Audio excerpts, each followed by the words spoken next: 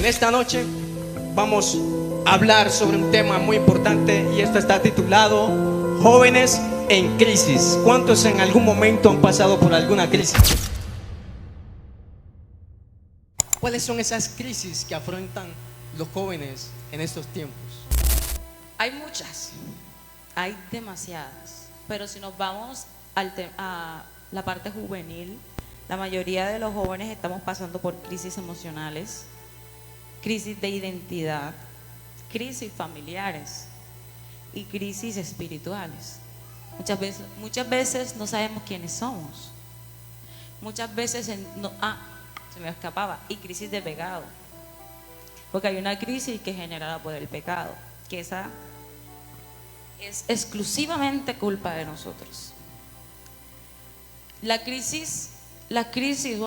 mayoría de las crisis son muy efectivas y quieren siempre atacar a los jóvenes, porque esa es la etapa donde nosotros tomamos decisiones importantes para el resto de nuestras vidas.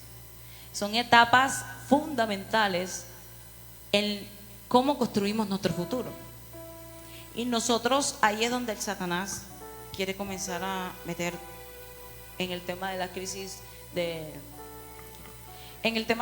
identidad. Tú no eres nadie, tú no vales nada, tú no sirves para nada. Si eres una danzarina, te dice, tú eres la que peor danza. Si eres una adoradora, te dice, tú no adoras. Muchas veces te dice, Dios no te está escuchando. Muchas veces nos sentimos afligidos por eso, y hay personas que también aportan a la situación. Yo una vez me hice la pregunta de por qué Jesús le decía a Pedro, cállate, Satanás. Y es que Satanás en ese momento se estaba dejando utilizar, Pedro se estaba dejando utilizar por Satanás en ese momento. Así como hay muchas personas que sin saberlo, porque Pedro no lo sabía, se dejan utilizar por Satanás para hacer daño a tu vida. Pero ahí es donde entramos nosotros y entra la palabra de Dios. ¿Hasta qué punto dejamos que eso afecte nuestra vida? ¿Hasta qué punto estamos permitiendo que las crisis ataquen nuestra vida? Una crisis familiar van a venir, mis hermanos, van a llegar. Los papás no son perfectos. Los papás van a decir cosas que a nosotros no nos van a gustar. Van a hacer cosas que a nosotros no nos van a agradar. Van a pasar cosas en nuestra casa que a nosotros no nos gustan, por más que sean para nuestro bien. Y algunas que dicen, pero ¿por qué hace eso?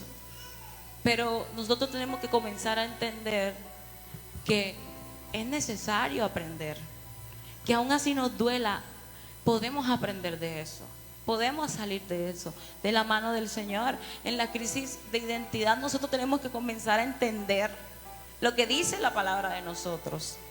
Si vamos a Efesios, aquí en Efesios capítulo 2, versículo 10 dice, somos, ¿qué dice la palabra? En Efesios capítulo 2, versículo 10. Un momentico que aquí dice, somos hechura suya, creados en Cristo Jesús. Es decir, que nadie puede venir a decirte lo contrario. Nadie te puede venir a decir tú no sirves para nada. Porque si Dios te creó, le está diciendo a Dios, tú no creaste nada, tú no sirves para nada. Y todo lo que Dios hizo, ¿qué dice la palabra? Es bueno. No, Jari, y otra cosa, que está diciendo que la opinión de Dios no le importa, sino que le importa más la opinión de otro. Eso es dejar a Dios como mentiroso.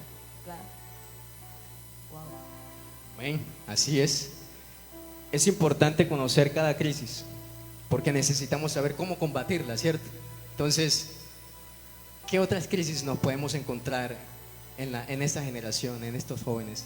Bueno, una crisis muy común que la mayoría podría haber pasado o está pasando es las crisis emocionales. Estas incluyen a la ansiedad, la depresión, el sentimiento de vacío. Estas crisis siempre nos mantienen como sobrecargados. Estamos sin saber qué hacer. Muchas veces no encontramos como algo en lo cual distraernos para pasar el momento sin sentirnos desesperados, sin sentirnos tristes. algo que llene el vacío que muchos podemos sentir. Pero esta crisis, bueno, el sentimiento de vacío casi siempre se debe a estar alejados de Dios. Porque cuando estamos alejados de Dios, claramente vamos a sentir que nos falta algo. Eso que nos falta es el Espíritu Santo en nosotros. La depresión puede causarse por muchas cosas. Son los sentimientos demasiado abrumadores, tristeza extrema, en donde tú a veces no quieres hacer nada, no sientes la necesidad de hacer nada, no quieres ir a la iglesia, no quieres servir, ni siquiera quieres pararte de tu cama, no quieres ir a estudiar. Y está la ansiedad, que es como la desesperación de algo que está por pasar, pero que aún no ha pasado. La preocupación constante de lo que puede venir, de ¿será que esto? ¿Será que lo otro? ¿Será que podrá pasar esto o lo otro? Pero todas estas crisis nos abruman porque somos jóvenes. Tenemos muchas cosas por hacer, muchas cosas que necesitamos hacer y mucha presión social que nos lleva al borde de estar en las emociones en el límite. Amén. ¿Cuántos se han identificado con estas crisis? ¿Algún momento has vivido la crisis de la depresión, la crisis de la ansiedad? ¿Cierto? La mayoría. ¿Qué otras crisis nos podemos encontrar? Bueno, también podemos encontrar la crisis espiritual, que profundizando un poco más en la crisis espiritual es donde el enemigo o donde empieza a actuar la duda y la frialdad. ¿Cómo que duda y frialdad? En medio de la crisis espiritual es donde el joven empieza a decir, ¿será que voy por buen camino? ¿Será que en la iglesia es que estoy bien? ¿Será que ahí es donde quiero estar? Y en ese preciso momento es donde el joven empieza a dejar de ir a los ayunos, empieza a dejar de orar. Ya no ora todos los días, sino que empieza a orar 3 veces a la semana. Ya no ora aquí en la iglesia, llega tarde o ni llega. El día del servicio es que no, me siento mal, es que no quiero venir. Eso es un síntoma de que estás entrando en una crisis espiritual. Ese es un síntoma de que tienes que empezar a sacudirte, de que tienes que decir, epa, de aquí no puede pasar, porque tú faltas a un servicio porque no te sientes bien y el otro tampoco te vas a sentir mejor. Y ahí es donde Satanás se empieza a meter y empieza a meter el espíritu de frialdad, un espíritu de distracción, y es algo que está atacando a muchos jóvenes actualmente en muchas iglesias, que es la frialdad. Y es un tema bastante extenso y no me quiero meter por ahí, pero en la crisis espiritual, cuando tú estás pasando una crisis espiritual, es donde más tú tienes que decir, voy a leer la Biblia así no quiera, voy a orar así no quiera, porque el enemigo no me puede atacar por ahí.